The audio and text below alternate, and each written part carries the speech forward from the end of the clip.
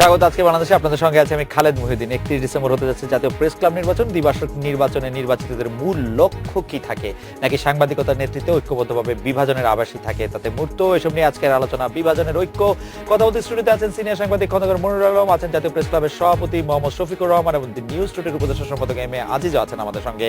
স্বাগত আপনাদের। শফিক ভাই, আমি প্রথমেই আপনার কাছ থেকে জানতে চাইবো যে অনেকেই বলছেন যেসব সাংবাদিক সরাসরি দলীয় রাজনীতির সঙ্গে যুক্ত রয়েছেন তাদের ভোট দিলে সাংবাদিকতার বিভাজন বাড়বে, পেশাদারিত্ব কমবে। এই বক্তব্যের সাথে আপনি একমত কিনা? আপনি রাজনৈতিক দলগুলির সাথে আপনার একটা নিবিড় সম্পর্ক রয়েছে, সেটি বা আমি যদি বলি আওয়ামী লীগের রাজনীতির সাথে আপনার নিবিড় সম্পর্ক রয়েছে, আপনি সংসদ সদস্য পদ নির্বাচন করেছেন দলটির হয়ে, সেটি আপনি একমত কিনা যে এতে করে পেশাদারিত্ব কমবে, সাংবাদিকতার বিভাজন বাড়বে আপনাকে যদি ভোট দেওয়া হয়? আপনাকে ধন্যবাদ। এবং বিশেষ করে বিজয়ের মাস, এই বিজয়ের মাসে আমি সকল শহীদানের প্রতি শ্রদ্ধা নিবেদন করছি। বিশেষ করে জাতির পিতা বঙ্গবন্ধু শেখ মুজিব, তার পরিবার, সবার প্রতি শ্রদ্ধা নিবেদন করছি। এবং আমাদের যেসব সাংবাদিক 1971 সালে 13 জন শহীদ হয়েছিলেন তাদের প্রতিও শ্রদ্ধা নিবেদন করছি। আপনি যে কথাটা বলছেন যে এইটি বিভাজনকে বাড়িয়ে দেবে কিনা যদি দলীয় রাজনীতির সঙ্গে যারা সম্পৃক্ত, আমরা আসলে সাংবাদিকরা ওইভাবে দলীয় রাজনীতিতে কেউই সম্পৃক্ত না। ইদানিং হচ্ছে, এটা যে শুধু ইদানিং হচ্ছে তা তো না, এটা বহু আগে থেকে চলে এসছে। আপনার মনে আছে নিশ্চয়ই আবুল কালাম শামসুদ্দিন সাহেব, তিনি মেম্বার অফ পার্লামেন্ট হয়েছিলেন, প্রাদেশিক পরিষদের সদস্য হয়েছিলেন। আমাদের এবিএম মুসা সাহেব মেম্বার অফ পার্লামেন্ট ছিলেন। আমাদের নির্মল দাস, শ্রী নির্মল সেন একটি রাজনৈতিক দলের প্রধান ছিলেন। এমনি এগুলি কোনো নতুন কোনো ঘটনা নয় সংবাদপত্র জগতে, যে যারা সাংবাদিকতা, এখন বিষয়টা হচ্ছে আমি রাজনীতিটাকে সাংবাদিকতায় আনছি কি না সেটি হচ্ছে বড় প্রশ্ন। ওকে, আমি রাজনীতিটাকে সাংবাদিকতায় আনছি কিনা সেটি হচ্ছে বড় প্রশ্ন। আমি একটা জিনিসে বিশ্বাস করি, একটি মানুষ যদি তার সৎ হয়, সৎ হলে সে কিন্তু অনেক কিছুই করতে পারে। কিন্তু শফিক ভাই, আমি আওয়ামী লীগ করি না আর আজিজ ভাই আওয়ামী লীগ করেন, আমাদের দুইজনকে আপনি একসাথে একই রকম ভাবে দেখতে পারবেন কিনা? আমাদের অভিভাবক হিসেবে আপনি আমাদের দুইজনকে একরকম দেখবেন কিনা? না, আমি বলছি যে আমি আওয়ামী লীগ সমর্থন করি, অবশ্যই করি। না, মানে আমি করি না উনি করেন, বা আমি করি উনি করি না, এর মধ্যে আপনি আলাদা করে ফেলবেন কিনা সেটি অনেকে শঙ্কা করছেন। না, কেউ যদি আলাদা করতে চায় তিনি করতে পারেন, আমি কিন্তু আলাদা করি না। আপনি আলাদা করছেন না? আমি আলাদা করি না। আমি কতবার মনিরুল ভাইয়ের কাছে জানতে চাইবো যে মনিরুল ভাই, এই রাজনীতি এবং এই রাজনীতির সাথে খুব সুন্দরভাবে শফিক ভাই বললেন যে এর আগেও সাংবাদিকরা রাজনীতিতে আসলে সরাসরি প্রত্যক্ষ অংশগ্রহণ করেছেন, কিন্তু এখন সবাই বলছে যে সাংবাদিকদের আসলে এতটা রাজনীতি ঘনিষ্ঠ নাই হওয়া উচিত। আপনি কি মনে করছেন? আপনাকে অনেক ধন্যবাদ। আসলে সাংবাদিকরা রাজনীতি একটা তার সঙ্গে একটা নিজস্ব একটা মত থাকতে পারে, কিন্তু আমি মনে করি যে সরাসরি রাজনীতির সঙ্গে সম্পর্কিত হলে সাংবাদিকতায় সেটা ভালো ফল দেয় না, এটা বিভাজন এসে যায়। সরাসরি সম্পৃক্ততা বলতে মানে আপনি যদি একটা স্ট্যান্ডার্ড বলেন, মানে শফিক ভাইয়ের মতো হতে পারবে না। না, আমার কথা হলো কি যে যখন আমি আমার পত্রিকা অফিসে ঢুকবো, বা আমি প্রেস ক্লাবে ঢুকবো, বা আমি টিভি স্টেশনে ঢুকবো, তখন আমার রাজনৈতিক পরিচয়টা আমি আমার গেটে রেখে চলে আসবো। আমি ভিতরে একদম প্রফেশনাল হিসেবে আমি আসবো। সেটা কি সম্ভব হয়? এটা আমরা চেষ্টা করছি। আপনি প্রথমে শুরু যেটা বললেন যে বিভাজন, আপনি খেয়াল করবেন বছর দেড়েক আগে আমরা এই নিয়ে আমাদের সাংবাদিক কমিউনিটির মধ্যে একটা আলোড়ন সৃষ্টি হয়েছিল, এবং সে সময় আমাদের মূল লক্ষ্য ছিল যে আমরা সাংবাদিকরা প্রফেশনালিজমের ক্ষেত্রে, পেশাদারিত্বের ক্ষেত্রে আমরা সবচেয়ে বেশি ইম্পর্টেন্স দেব, এবং আমাদের রাজনৈতিক যে পরিচয় যারা থাকতে পারে, মতাদর্শ থাকতে পারে, তা আমরা বাইরে রাখবো। এটা আমরা আমাদের অঙ্গনের মধ্যে, আমাদের প্রেস ক্লাবের মধ্যে আমরা এগুলো আনবো না, এবং টু সাম এক্সটেন্ট আমার মনে হয় আমরা সাকসেসফুল হয়েছি। এটা দেখেন, শফিকুর রহমান সাহেব উনি একরকম বিশ্বাস করেন, আজিজ সাহেব একরকম বিশ্বাস করেন, আমি একরকম বিশ্বাস করি, কিন্তু আমরা বলি কি যে না, যে একজন পলিটিক্যাল পার্টির একজন অফিস বেয়ারার বা একজন কেউ কর্মকর্তা, উনি আমাদের মধ্যে এসে আমাদের সঙ্গে তার রাজনৈতিক আদর্শ প্রচার করবেন, এটা আমরা পছন্দ করি না। এবং এরা কিন্তু আমরা অনেকাংশে আমরা আপনি সফল- অনেকাংশে আমরা সফল হয়েছেন। অনেক- আমরা অনেক- আবার অনেক আসবো- অংশে আবার- সফল আমরা আবার হয়েছি। আসবো মনির ভাই আপনার কাছে। আমি একটু আজিজ ভাইয়ের কাছে যেতে চাই। আজিজ ভাই, আপনি কি মনে করেন যে সাংবাদিকদের রাজনীতির সাথে কতটা সম্পর্ক রাখা উচিত, কতটা দূরে থাকা উচিত? ধন্যবাদ আপনাকে। দেখেন, প্রায়ই রেফারেন্স আসে নির্মল সেন, আনোয়ার জাহিদ, তারা রাজনীতি করতেন এবং সেই সাথে তারা সাংবাদিক ছিলেন। আনোয়ার জাহিদ এবং আমি ছোট করে দেখছি না, তারা যে দলের নেতৃত্ব দিতেন সেই দল কখনো সাংবাদিকতা বা সাংবাদিক নেতৃত্বকে ডমিনেট করতে পারতো না। কিন্তু এখন হচ্ছে কি, বড় বড় দলের সাথে সক্রিয়ভাবে যারা জড়িত, তারা এখন সাংবাদিকতা এবং সাংবাদিকদের সংগঠনকে প্রভাবিত করতে পারে। এই জন্যেই সাংবাদিকতা এবং সাংবাদিকদের সংগঠন কিন্তু আক্রান্ত হচ্ছে, ক্ষতিগ্রস্ত হচ্ছে। এখন দেখেন, কিন্তু এটি জেনে বুঝেও আপনি বড় রাজনৈতিক দলের সাথে আপনার সংশ্লিষ্টতা রয়েছে এবং আপনি সাংবাদিকতার নেতৃত্ব না, দিচ্ছেন। বিশ্বাস থাকবে। আপনি সচেতন মানুষ, আপনারও হয়তো একটা রাজনৈতিক দলের সাথে বিশ্বাস থাকবে। যে কোনো সচেতন লোকের বিশ্বাস আছে। না, আমার বিশ্বাস তো কিন্তু- প্রকাশ্য না, এবং আমার বিশ্বাস যে আমি কাউকে প্রভাবিত করছি না। না। কিন্তু আপনি তো না, প্রভাবিত না। ধরেন পদবিতে থাকা আর বিশ্বাস থাকা তো এক কথা নয়। এমন ধরেন আমরা এখন বলি যে এখন ধরেন একটা নির্বাচন প্রেস ক্লাবে আছে। জি, এখন ধরেন আমি একটা রাজনৈতিক দলের শীর্ষ অবস্থান থেকে, চেয়ারপারসনের উপদেষ্টা, ধরেন একটা শীর্ষ অবস্থান থেকে নমিনেশন নিয়ে আসলাম, সেটা একটি বিষয়। আর আমি আমার সাংবাদিকদের দ্বারা আমি মনোনীত হলাম, পার্থক্য। সুতরাং এখন হচ্ছে কি, ব্যবসায়ী এবং রাজনীতিবিদ এখন প্রফেশনটাকে আসলে সংখ্যায় অল্প, কিন্তু তারা কিন্তু তাদের নিয়ন্ত্রণে পেশাটা চলে গেছে, সংগঠনগুলো চলে গেছে। এখন ডাইরেক্ট রাজনৈতিক কর্মকর্তা এবং রাজনীতিবিদ এবং সেই সাথে ব্যবসায়ী, তারা কিন্তু এখন ওই রাজনীতিও যেমন ব্যবসায়ীরা 60%, 70%, এখন আমাদের নেতাদের এক মিনিট আজিজ ভাই, সবই আপনি এই বক্তব্যের সাথে একমত কিনা যে ব্যবসায়ীরা ইভেন সাংবাদিকতা পেশাকেও আসলে নিয়ন্ত্রণ করছেন? না, সেটি কিন্তু ডিপেন্ড করে আমাদের সাংবাদিকদের উপরে। আমি কতখানি ব্যবসায়ীদেরকে অ্যালাউ করব, কতখানি করব না, সেটি ডিপেন্ড করে তাদের উপরে। এখন আমি যদি মনে করি যে আমি ইউনিয়ন করি, আমি ইউনিয়নের নেতা হলে আমার অনেক কিছু লাগবে, আমার গাড়ি লাগবে, আমার বিশাল বাড়ি লাগবে, বিশাল কিছু লাগবে, সব কিছু লাগবে, তখন আমি তাদের কাছে সারেন্ডার করব। এখন আমি কর্পোরেট হাউসগুলোর কাছে এখন আমরা মাথা নত করে বসে আছি। এখন এটা তো কর্পোরেট হাউসগুলোর দোষ না, নাই। শুধু কর্পোরেট হাউস না, আমরা পলিটিশিয়ানদের কাছে মাথা নত করতেছি, ব্যবসায়ীদের কাছে মাথা নত করতেছি, কর্পোরেট হাউসের কাছে মাথা নত করতেছি। সেটি হচ্ছে, আমি আপনাকে বলছি যে আমাদের মাথা সেটি উঁচু হচ্ছে আছে এমন কিছু মানুষ আছে তারা এটা করছে, আমি আপনার সঙ্গে একদম অস্বীকার করছি না। কিছু মানুষ আছে এটা করছে, তারা তাদের নিজস্ব স্বার্থে, সাংবাদিকতার জন্য করছে না। কিন্তু সাংবাদিকতার ক্ষেত্রে যেটি আছে, এখন সাংবাদিকতার ক্ষেত্রে আমি তো মনে করি আমাদের ইয়াং জেনারেশন, একটা জেনারেশন এসছে সাংবাদিকতায়, তারা কিন্তু দুর্দান্ত কাজ করছে। এবং আপনি ইলেকট্রনিক মিডিয়াই বলেন, প্রিন্ট মিডিয়াই বলেন, এমনকি অনলাইন মিডিয়া বলেন। তার মানে আপনি বলছেন যে এটা নিজের স্বার্থে, এটা সাংবাদিকতার স্বার্থে নয়। আমি আজিজ ভাই এই জায়গা থেকে আপনার কাছে আসতে চাই যে প্রেস ক্লাবের নেতৃত্ব পেশার ক্ষেত্রে আমাদের কতটা সহায়তা করে? আচ্ছা, এখানে আমি আমি একটু অ্যাড করব শফিকের সঙ্গে।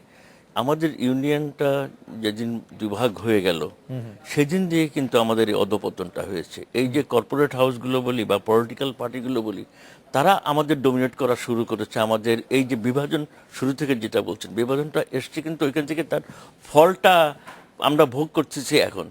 আমরা যে ইউনিয়ন যখন এক ছিল, আমরা সবাই তখন ছিলাম, ছিলেন আজিজ ছিল, সবাই আমরা একসঙ্গে ছিলাম, তখন কিন্তু এরা কেউ আমাদের কখনো ডমিনেট ভাগ করলেন কেন, যদি ছোট করে বলেন? ভাগ করেছেন তো আপনার নেতৃত্বে কে থাকবেন সেটা নিয়ে। অবশ্যই ভাগ করার পিছনে তো কারণ আছে, এখানে তো অনেকের স্বার্থ ব্যাপার জড়িত ছিল। এটা কথা বলতে অস্বীকার করে তো লাভ নেই। এটা তো আমাদের নিজেদের লোকে ইনভলভ এটাতে। আজিজ ভাই কি একটু বলবেন যে পেশাগত নেতৃত্ব দেওয়ার ক্ষেত্রে আমাদের কতটা সহায়তা করে, এবং মনিরুল ভাই যেটি বললেন সেটা আমি একটু শফিক ভাইয়ের মতামত জানতে চাইবো, একটু জেনেই আসি বড় শফিক, আপনিও কি মনে করেন যে সেই সময় থেকে আমাদের আসলে সাংবাদিকতা পেশার অধপতন হয়েছে যখন থেকে আমরা দুটি ইউনিয়নে ভাগ অবশ্যই হয়েছি? আমি খন্দকার মনিরুল আলমের সঙ্গে সম্পূর্ণ একমত। এর জন্য আপনি কাকে দায়ী করবেন সেটি কি বলবেন? আমি আপনি কাকে দায়ী করব এই ভাগ হওয়ার ওই পেছনে? দিনের আমি বলবো সেদিন একটা কথা আপনাকে বলি, একটি বাংলাদেশটা কিন্তু এখন আমরা মূলধারা এবং মূলধারা বিচ্যুত ধারা দুটো ধারা আছে কিন্তু বাংলাদেশে সেদিনের যেই ব্যাপারটা ছিল, সেদিনের ব্যাপারটা ছিল মূলধারার এটা তো 90 সাংবাদিকরা, দশকের শুরুতে। এক্স্যাক্টলি। তো সেদিনের যে ব্যাপারটা ছিল সেটি ছিল মূলধারা ডমিনেট করবে না মূলধারা বিচ্যুতরা ডমিনেট করবে। এই জায়গাটাতে মূলধারা, বা আমি তো অন্যভাবেও বলতে পারি, যারা মূলধারা আছেন তারা মূলধারা বিচ্যুতদের আসলে কনভিন্স করতে পারে না, পারসুয়েট করতে পারে না, সেটা তাদের ব্যর্থতা, না তাদের না না, নেতৃত্বের ব্যর্থতা। এক্স্যাক্টলি তাও নয়, এক্স্যাক্টলি তাও নয়। তাদের মিলাবে। সে ধরুন আমি একটু দুর্বল, আমার সংখ্যা কম, আমি নির্বাচনে জয়লাভ করতে পারবো না, অতএব এটা ভাগ করে আমি আলাদা একটা ইউনিয়ন করে ফেলবো। আজিজ ভাইয়ের কাছে একটু শুনতে চাইবো যে প্রেস সোজা ক্লাবে হিসাব, সোজা হিসাব, এটা অস্বীকার করার কোনো উপায় নেই। আজিজ ভাই সম্পর্কে আজিজ ভাইয়ের মন্তব্য শুনি, প্লাস আমার যুক্ত হওয়া প্রশ্ন হচ্ছে যে আমাদের এই নেতৃত্ব, আমাদের এই রাজনীতি পেশার ক্ষেত্রে আমাদের কতটা সহায়তা করে? না, রাজনীতি তো ধরেন, রাজনীতি যিনি সরাসরি ভাবে কোনো পার্টিতে যুক্ত তার কাছে রাজনীতি প্রধান।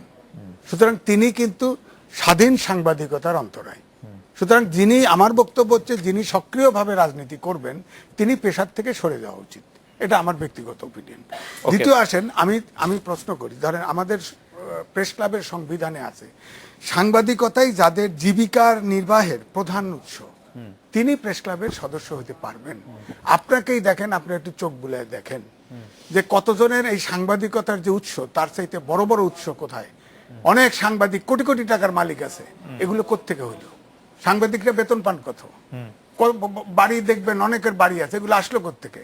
যারা ব্যবসা করেন, যারা রাজনীতির সাথে জড়িত, কিছু কিছু এমনিও সাংবাদিক আছেন। সুতরাং আমার বক্তব্য হচ্ছে যে ইউনিয়নে এবং জাতীয় প্রেস ক্লাবে সদস্য হতে হলে সদস্যের যে দুইটি যে সংবিধান আছে, সংবিধান অনুযায়ী যদি আপনার সদস্যটা এনফোর্স করা হয় তাহলে আমার মনে হয় প্রথম শুরু হবে প্রফেশনাল যে নেতৃত্ব, আগে নেতৃত্ব দরকার, সেই নেতৃত্বটা প্রতিষ্ঠিত করা। এখন তো আমরা পারছি না, কারণ তাদের যারা এখন এই সামনে আছে তাদের টাকা আছে, তাদের মাসল আছে, রাজনৈতিক শক্তি আছে, তাদের সাথে তো সাধারণ পেশাজীবী সাংবাদিক আচ্ছা পাচ্ছে না। আজিজ ভাই, আপনার বক্তব্য পরিষ্কার। আপনি সেই দিনকার সেই আলাদা বিভাজন যেটি খন্দকার মনিরুল ভাই শুরু করেছিলেন সেটি কি আমাদের একটু সেটা বলবেন? সেই সময় আমি ডিউজেতে ছিলাম, তখন অনেক দিন পরে, দেশ স্বাধীন হওয়ার পর থেকে ইউনিয়নে জমতে আমার এখনো মনে আছে, তখন তো ইউনিয়নের সদস্য কম ছিল, 64 জন। কেউ সরকারি চাকরি করে, কেউ বাইরে ব্যবসা করে, কেউ প্রাইভেট ফার্মে চাকরি, এরকম 64 জন আপনার এরকম নামধারী ওই অবৈধ সাংবাদিকের মেম্বারশিপ খাওয়া হয়। এইখান থেকে কিন্তু বিভাজনটা শুরু হয়, তারপরে কিন্তু রাজনৈতিক বিভাজনটা কিন্তু আসলে ইউনিয়নকে ধরে বসে। এখন যে বিভাজনটা, এটা রাজনৈতিকভাবে মেরুকরণ। আগে যখন ছিল দুটি গ্রুপই ছিল, কিন্তু তখন কিন্তু দেখবেন সব বিশ্বাসের লোক আপনার দুই ফোরামের মধ্যে ছিল। নানা ধরনের মধ্যে ছিল। এখন কিন্তু একদম শার্পলি ডিভাইডেড পলিটিক্যাল আইডিওলজির ভিত্তিতে। এটা সংবাদপত্রের আমরা এটা বিরতি নিচ্ছি, বিরতির পর যখন ফিরবো তখন আমি একটু শফিক ভাইয়ের কাছে ফিরতে চাই। শফিক ভাই, আজকে যখন আপনারা আসবেন, এটি যখন আমরা সামাজিক গণমাধ্যমে আমাদের পেজে দিলাম, নানা রকম মন্তব্য আমার কাছে এসেছে। একটি মন্তব্য হচ্ছে এরকম যে সাংবাদিক নেতৃত্বকে আমরা ক্ষমতার সিঁড়ি হিসাবে বিবেচনা করা হয়, যে এই সিঁড়ি হতে পারে এমপি হওয়ার জন্য, মিনিস্টার হওয়ার জন্য, উপদেষ্টা হওয়ার জন্য, প্রেস মিনিস্টার হওয়ার জন্য, বা অন্য কোনো পদ পদবীর জন্য। এছাড়া আর সাংবাদিক নেতৃত্বের আর কোনো রকম কোনো অবদান আমরা দেখি না। এই বিষয়ে একটু শফিক ভাই আপনার মন্তব্য শুনবো খন্দকার মনিরুল আলম বক্তব্য, আজিজ ভাইও নিশ্চয়ই কিছু বলবেন। আমরা বিরতি নিয়ে ফিরছি আপনাদের কাছে।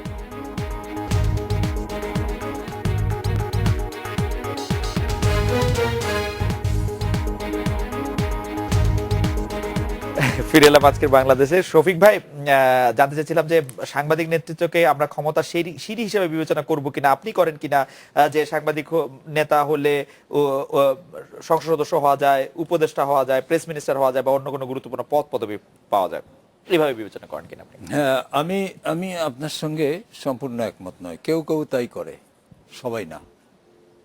কেউ কেউ তাই করে, কিন্তু সবাই না। কেউ কেউ সাংবাদিকতা করার জন্যই আসে। শুধু একটা কথা আমি আপনাকে বলবো, সেটি হচ্ছে সাংবাদিকরা কোনো আইসোলেটেড কোনো আইল্যান্ডে বসবাস করে না। দেশের যে অবস্থা, যে পরিস্থিতি, এই পরিস্থিতিতে একজন সচেতন নাগরিক হিসাবে একজন সাংবাদিক ইনভলভ না হয়ে পারে না। আমি আপনাকে শুধু একটা উদাহরণ দিচ্ছি। যেদিন সাংবাদিক ইউনিয়ন দ্বিধা বিভক্ত হলো, জি। সেদিন কিন্তু কোনো কারণ ছিল না দ্বিধা বিভক্ত হওয়ার। সেখানে হচ্ছে সংখ্যা ছিল কি, তখন আমাদের কতগুলো কাগজ বেরোলে আমরা মেম্বারশিপ বেশি হয়ে গেলাম, তখন তারা মেম্বারশিপে মাইনরিটি হয়ে গেল, তারা ভুল করলো। আর সবচেয়ে বড় কথা সেটি হচ্ছে এই বিভাজনটা দরকার ছিল স্বাধীনতা বিরোধী জামাত শিবিরের, কারণ তাদের একটি আসন দরকার, সেখানে একটা অবস্থান দরকার। তারা এই সংবাদ আপনি জানেন যে এই শক্তিটি সবচেয়ে বেশি কাজ করে এই ইন্টেলেকচুয়াল লেভেলে, ইউনিভার্সিটি, সাংবাদিকতা, বিভিন্ন জায়গায় তারা সবচেয়ে বেশি কাজ করে। তাদের এইখানে প্রয়োজন ছিল, এই প্রয়োজনটা তারা ইসলামিক ব্যাংকের মাধ্যমে তারা এখানে অনেক টাকা ঢেলেছে। যেমন নাকি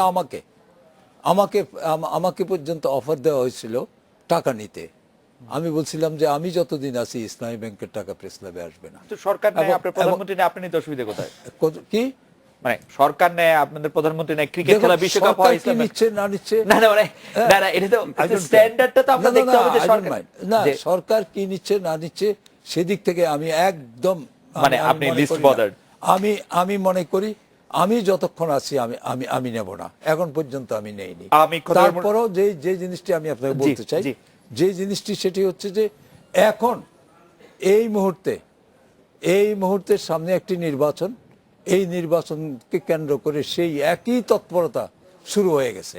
এখন এটা আমি তো মনে করি আমার এই বন্ধু খন্দকার মনিরুল আলমও জানে, তা এমনকি এম এ আজিজও জানে, সবাই জানে এটা, আমরা সবাই জানি। ওকে, আমরা মূল প্রশ্নটি আবার খন্দকার মনিরুল আলম ভাই আপনাকে করতে চাই যে সাংবাদিক নেতৃত্ব আসলে ক্ষমতার সিঁড়ি হিসেবে আপনি বিবেচনা করেন কিনা, যে নানা ধরনের পদ পদবি, আকর্ষণীয় অন্য কোন অফিস অফ প্রফিট যেগুলিকে আমরা বলি সেগুলি পাওয়া? আমি তো 100% একমত আপনার সঙ্গে। এটা এখানে একটা কথা আমি এখানে বলতে চাই, সেটা হলো যখন ইউনিয়নটা ভাগ হয়, অনেকে অনেক কথা বলেন যে ইউনিয়নটা ভাগ হলো কিভাবে। অনেকে তৎকালীন যে গভর্নমেন্ট ছিলেন, তৎকালীন যে প্রধানমন্ত্রী ছিলেন তাকে দোষারোপ করেন, কিন্তু আমি জেনে শুনেই বলছি তৎকালীন প্রধানমন্ত্রীর জন্য রেসপন্সিবল ছিলেন, প্রধানমন্ত্রী মানে বেগম খালেদা রেসপন্স ছিলেন না। কারণ আমি জেনেই বলছি, কারণ তখন উনি ওই সময়কার কয়েকজন নেতাকে আমার সামনে প্রশ্ন করেছিলেন যে আপনারা ইউনিয়নটা ভাগ করলেন কেন। একদম পরিষ্কার আমার সামনে, আমার পরিষ্কার মনে আছে যে কেন আপনারা ইউনিয়নটা ভাগ করলেন। তখন আমাদের নেতারা যারা ওখানে প্রেজেন্ট যারা ভাগ করেছিলেন তারা কারা, একটু নাম বলা যাবে? না, আমি নাম বলতে চাই না, আমি নাম বলতে চাই আচ্ছা, না। ঠিক আছে। আপনারা বুঝতে পারবেন না, আমার দর্শকরাও বুঝতে পারবে, এখানে দর্শকরা সাংবাদিকদের অত খবর রাখেন না। তারপরে উনি বলেন যে কাজটা আপনারা ঠিক করেননি। তখন কেউ একজন মিনমিন করে বললো কি যে ম্যাডাম আপনি এটা ভাগ করাতে একটা সুবিধা হয়েছে যে আপনি যতদিন ক্ষমতায় আছেন সাংবাদিকরা কোনো স্ট্রাইক করতে পারবে না। আচ্ছা, this was a silly comment they made. Anyway, সেটা আমি আর যেতে চাই না, বাট উনি তখন খুবই বিরক্ত হয়েছিলেন। আর এখনকার যেটা অবস্থা আমি বলি, সাংবাদিক ইউনিয়ন ঐক্যবদ্ধ সাংবাদিক ইউনিয়ন 90% সাংবাদিক চান, এটা আমার তারও বেশি, মানে একদম সবাই চান যে একটা ইউনাইটেড আগের মতো সাংবাদিক ইউনিয়ন ঐক্যবদ্ধ থাক, তাহলে সাধারণ সাংবাদিকদের জন্য এটা উপকার আসবে। আর যেটা আপনি একটু আগে বললেন যে ক্ষমতার সিঁড়ি, তাদের সংখ্যা খুব কম, আমার বন্ধু শফিকও বলেছে তাদের সংখ্যা খুব কম, বাট ইটস ট্রু, এটাকে আপনি ন্যায় করতে পারবেন না। ওইখানে এই ইউনিয়নের নেতৃত্ব দিয়ে সাংবাদিক নেতাদের প্রধান দুইজনের আমরা দুই দলের প্রধানের উপদেষ্টা হিসেবে দেখছি, তো মানে কম কেন? তারাই তো সংখ্যাগরিষ্ঠ, তারাই তো ক্ষমতায় আসেন, এটা আমাদের সামাজিক গণমাধ্যম দর্শকরা তাই বলছেন। আপনি তো দুজনকে দেখছেন, সবাই পছন্দ করেন না, দুজনকে দেখছেন, এরা কত পার্সেন্ট হবে?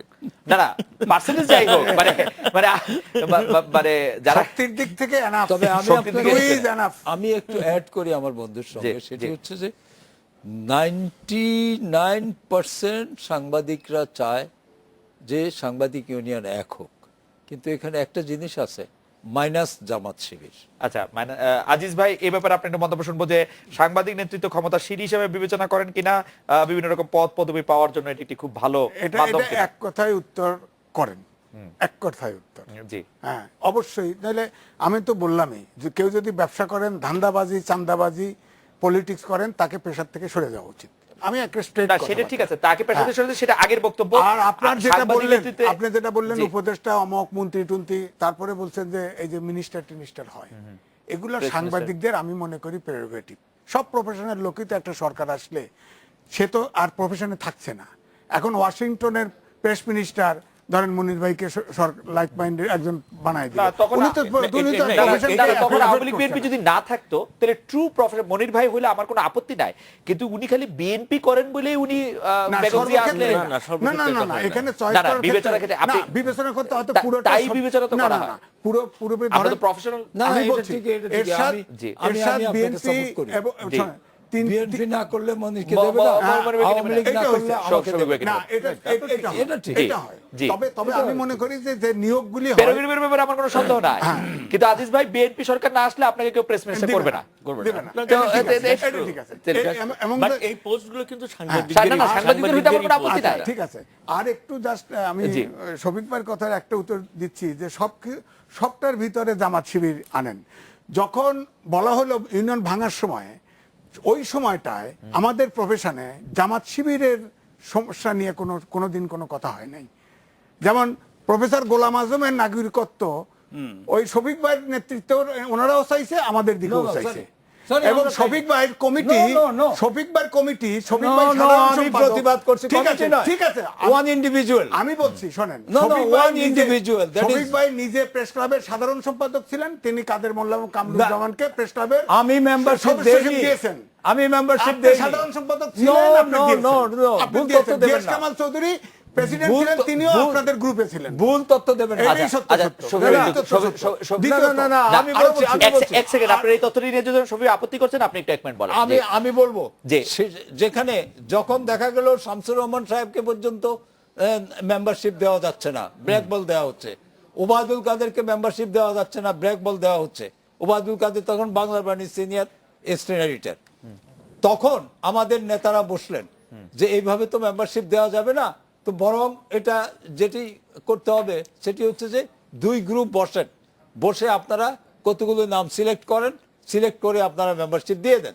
তো আমাদের পক্ষ থেকে গেল ইকবাল সোমান চৌধুরী এবং মরহুম হাবিবুর রহমান মিলন, আর ওদের পক্ষ থেকে গেল রিয়াজউদ্দিন আহমদ, জীবিত আছে এখনো, রিয়াজউদ্দিন আহমদ এবং মরহুম গিয়াস কামাল চৌধুরী। এই চারজন, তাদেরকে বলা হলো আপনারা দরকার হলে আপনাদের সঙ্গে আরো লোক নিয়েন। তারা নিয়ে টিয়ে একটু সংক্ষেপে করতে হবে। তারা দুই গ্রুপেই সমান সংখ্যক কতগুলো নাম দিলেন।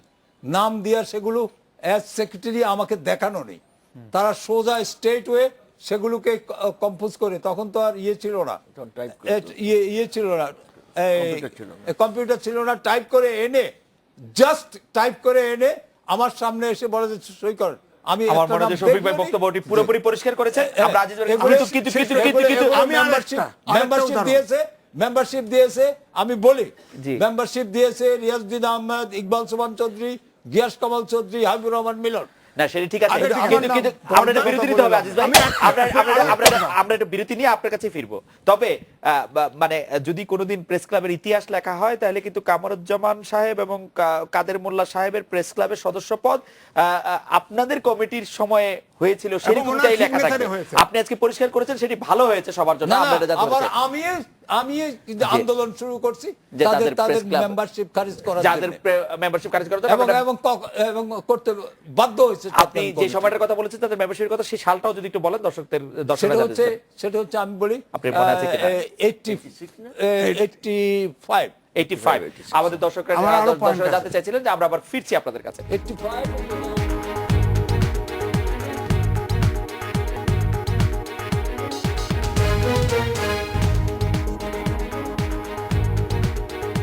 ফিরে এলাম আজকে বাংলাদেশে। আজিজ ভাই, আপনি শেষ করছিলেন বিরতির আগে, বলছিলেন যে ক্ষমতার সিঁড়ি, সাংবাদিকতা এবং ইত্যাদি ব্যাপার নিয়ে আমাদের যদি শেষ করতেন। হ্যাঁ, না সেই সময় কিন্তু আরেকটা জাস্ট উদাহরণ এক্সাম্পল দিচ্ছি যে দৈনিক সংগ্রাম, সেই সংগ্রাম আনুষ্ঠানিকভাবে সিদ্ধান্ত নিয়ে ইকবাল ভাইকে ভোট দেয় এবং তিনি ঢাকা সাংবাদিক ইউনিয়নের প্রেসিডেন্ট হন, তখনকার সময়ে আনোয়ার জাহিদের মতো টাওয়ারিং পারসন কিন্তু ফেল করে। অর্থাৎ আমি এইটাই প্রমাণ করতে চাচ্ছি যে শুরু থেকে এই যে যেভাবে বলা হচ্ছে যে এই জামাত শিবির, এই এই এই এই বক্তব্যটা ওই সময়গুলোতে ছিল না। এবং এখন এসে যে সাংবাদিকতা, পত্রিকা আছে, সাংবাদিক আছে, আপনি বলবেন সে জামাত। Okay. হ্যাঁ, তাহলে জামাত তো বললো অমক আওয়ামী লীগ, অমক বিএনপি, অমক এই, আমরা তো পলিটিক্যালি সাংবাদিকতা করে কিনা, এটা হচ্ছে আমাদের বিবেচ্য। ওকে ফাইন, আমি একটু শফিক ভাই আপনাকে জানতে চাই যে প্রেস ক্লাবের সভাপতি পদে প্রতিদ্বন্দ্বিতা করতে গিয়ে আপনি যে প্রতিদ্বন্দ্বিতা করছেন সেটা নিয়ে আপনি কোনো দলের প্রধানের কাছে কোনো ধরনের অনুমতি, আশীর্বাদ এগুলি নিয়েছেন কিনা বা নিতে হয়েছে কিনা? প্রশ্নই ওঠে না। না, এই ব্যাপারে আমি আপনি কারো 5 বার ইলেকশন করেছি প্রেস ক্লাবে, কোনোদিন আমি আপনি তো ইঙ্গিত করেছেন যেটা, সেটা হচ্ছে শেখ হাসিনা। জি, আমি শেখ হাসিনার কাছে কখনো যাইনি, খন্দকার তিনি আমাকে কখনো বলেননি। খন্দকার মনিরুল আলম প্রশ্নই ওঠে না। জি। প্রশ্নই ওঠে না। প্রশ্নই ওঠে না। জি। হ্যাঁ, পাশ করার পরে আমরা গেছি, কিন্তু যাওয়ার আগে কোনো অনুমতি, না, আশীর্বাদ পাশ করা ইলেকশনের আগে এবারও কি এবারও না, না। আমি করি না। কেউ অবশ্য আজিজ কেউ ভাই মনে- এক সময় কেউ হাওয়া ভবনের ইয়ে দিত, এখন আবার কেউ গণভবনের নাম বলে, জি। হ্যাঁ, ইত্যাদি ইত্যাদি বলে, কিন্তু আমি এর সঙ্গে কোনোভাবেই জড়িত নই। আজিজ ভাই আমি কি আপনাকে যে কথাটি বলি জি। সেটি হচ্ছে যে আমি কিন্তু এই বাংলাদেশের মানুষ, জি, আমি এই বাংলাদেশের মানুষ, বাংলাদেশের ভালো মন্দের সঙ্গে আমি ইচ্ছা করলেও বাইরে থাকতে পারবো না, আমি জড়িয়ে পড়বই। রাইট। এটাকে যদি মনে করেন যে পলিটিক্যাল ইয়ে, আমি সেটা মানবো না। আজিজ ভাই আপনার কোনো অনুমতি? আমি ধরেন, আমি তো অনুমতি, আশীর্বাদ। যেটা শুনেছি যে যখন শফিক ভাইরা ক্যান্ডিডেট সিলেকশন করতে পারছেন না, তখন কিন্তু ওনারা বাইরের থেকেই প্রার্থী সিলেক্ট করেছেন। আর আমাদের ক্ষেত্রে আমি আজ No, পর্যন্ত no, আমি no, আজ পর্যন্ত আমি no, no, আমি no, আমি আজিজ। প্রার্থী হয়েছি, আমি আজ পর্যন্ত আজিজ, না। no, no। আজকে গত আচ্ছা, 1.5 বছর শফিক ভাই ধরে যখন বলছেন আমি যে তিনি- বিএনপি অফিসেও যাই। No, না, শফিক ভাই no, যখন no, বলছেন no। আমরা শফিক ভাইকে বিশ্বাস করবো, কিন্তু শফিক ভাইকে No। আমি পরবর্তী প্রশ্ন করতে, আমি শফিক ভাইয়ের কথাই ধরে নিচ্ছি যে তিনি কোনো দলীয় প্রধানের বা কারো কাছে কোনো অনুমতি। শফিক ভাই, আপনাকে আমরা মাঝে মাঝে প্রাইম মিনিস্টারের প্রেস কনফারেন্সে দেখি, প্রাইম মিনিস্টারের প্রেস কনফারেন্সে আপনি নিশ্চয়ই আপনি বিশেষ আমন্ত্রণ পেয়ে সেখানে যান। আমরা কখনোই খন্দকার মনিরুল আলমকে বা আজিজ ভাইকে দেখি না, এর কারণ কি বলে আপনি মনে করেন? আমাকে আমন্ত্রণ জানানো হয়, আমি অস্বীকার করব না। আপনি কখনো দেখেছেন আমাকে কোনো প্রশ্ন করতে? না না না না, আমি আমি আমি তাহলে আপনাকে বলি জি আমি কেন যাই। জি আমি আজকে যে 31 তলা ভবন প্রেস ক্লাবে হচ্ছে, এটার জন্য আমাকে গ্রাউন্ড ওয়ার্ক আচ্ছা করতে হয়েছে। আমি প্রাইম মিনিস্টারের সঙ্গে কথা বলে প্রথমে এটা সেটেল করে তারপর এসছি। তারপর আমাদের ইয়েতে যখন এই ইফতার পার্টিতে প্রাইম মিনিস্টার এলেন, তখন আমি বলছিলাম যে বঙ্গবন্ধু জমি দিয়ে গেছেন, আপনি বিল্ডিংটা করে দিন।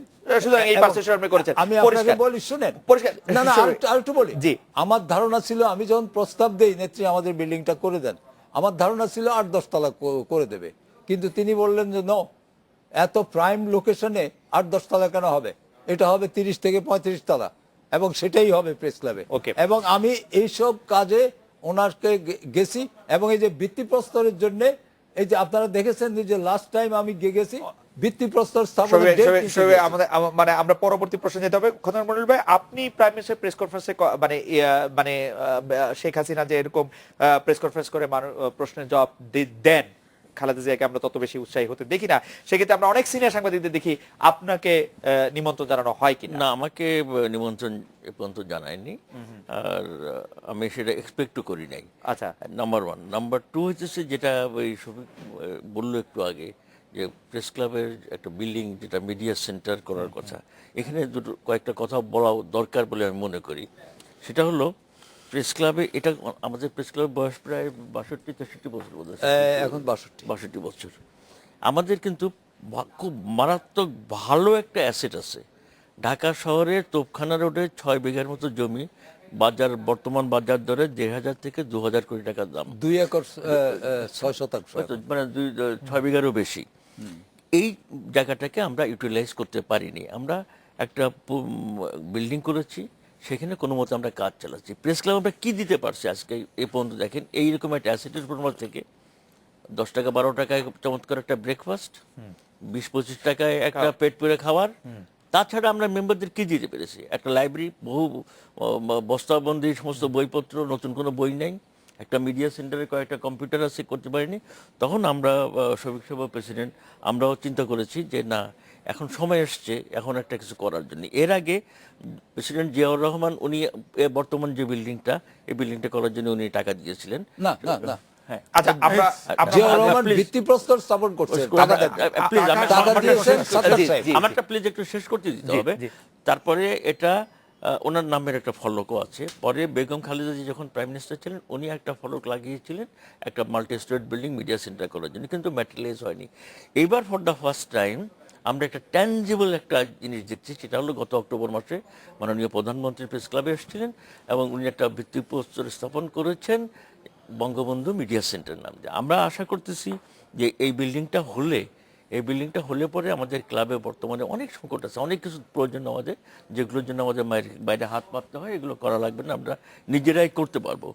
এই জন্যে এবার আমি যেটা ইলেকশন ক্যাম্পেইনের মতো মনে হবে, কিন্তু এটা আমার মনের কথা। এটা এমন নেতৃত্ব এখন এবারে প্রেস ক্লাবে আসা উচিত যারা এই জিনিসগুলোকে সামনের দিকে এগিয়ে নিয়ে যেতে পারে। আমার মনে হয় যে এই নেতৃত্ব সামনের দিকে এগিয়ে নিয়ে যাওয়ার ব্যাপারে আমি একটু সবাই আমার আমাদের বন্ধুর সঙ্গে সময় নেই, একটু আমাদের হাতে সময় নেই, আমাদের না, না, কাছে- একটু কারেকশন, জি।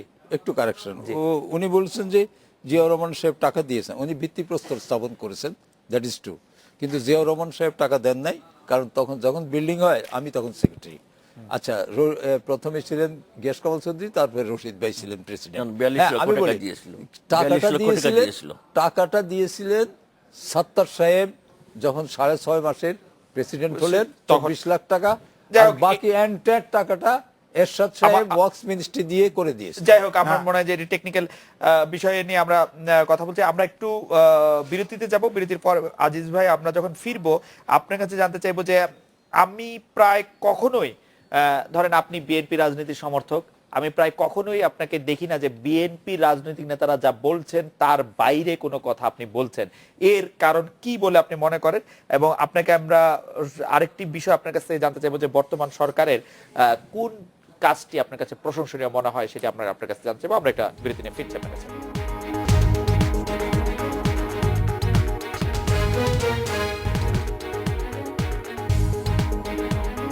ফিরে এলাম আজকের বাংলাদেশে।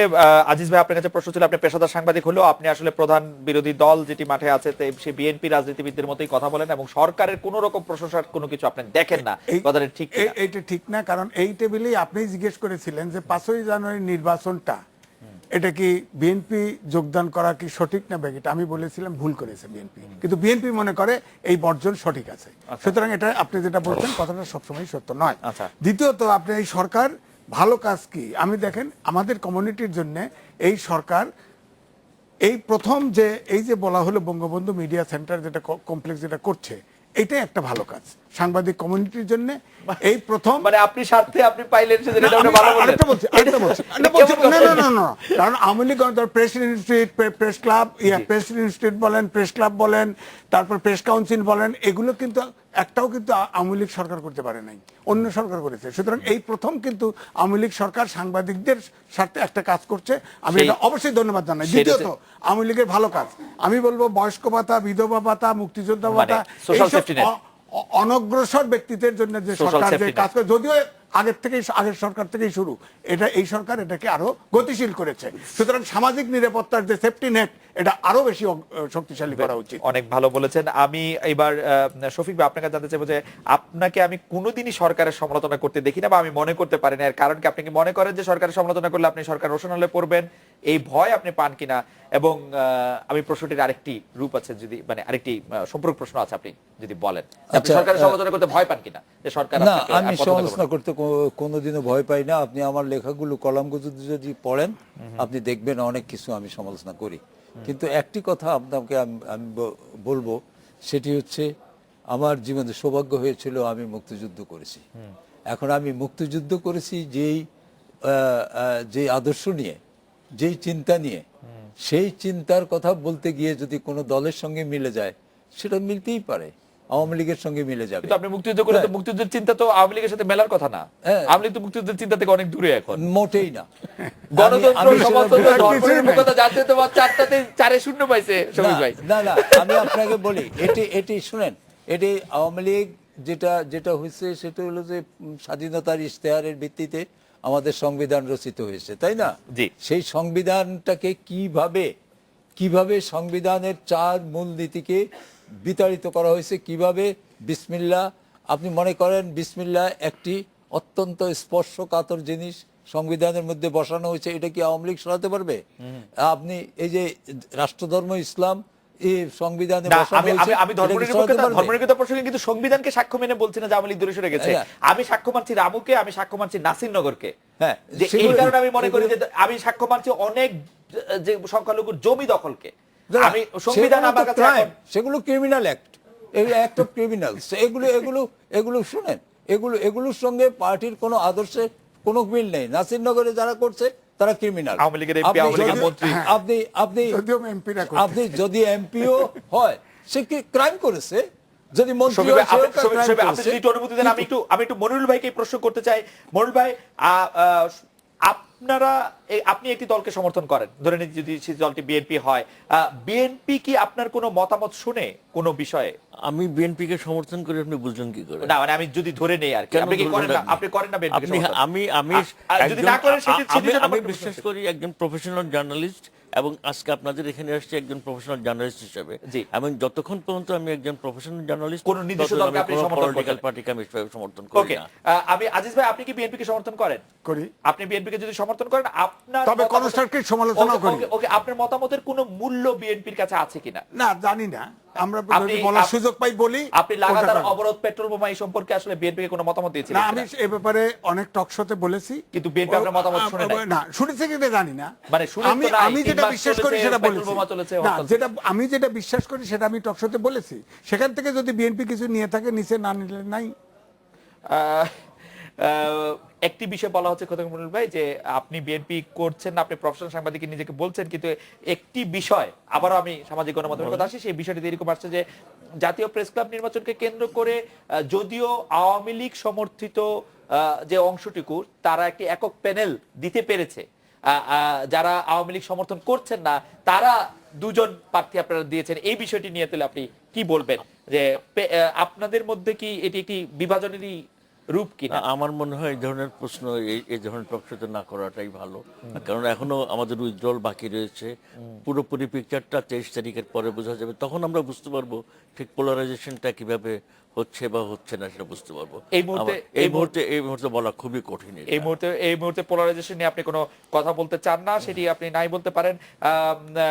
শফিক ভাই, প্রেস ক্লাবে প্রতিদ্বন্দ্বিতা করতে গিয়ে আপনি যখন মানুষের কাছে ভোট চাইতে যাচ্ছেন তখন, বা সাংবাদিকদের কাছে ভোট চাইতে যাচ্ছেন, তখন সাংবাদিকরা আপনার এই অবস্থা সম্পর্কে কোনো প্রশ্ন করছেন কিনা, যে সরকার যেমন ধরেন সাঁওতালদের উচ্ছেদ নিয়ে, তনু হত্যাকাণ্ড নিয়ে, সাগররুনি নিয়ে আপনার অবস্থান নিয়ে আপনার কোনো প্রশ্ন তুলছেন কিনা সাংবাদিকরা, যারা আপনার ভোটার আছেন তারা?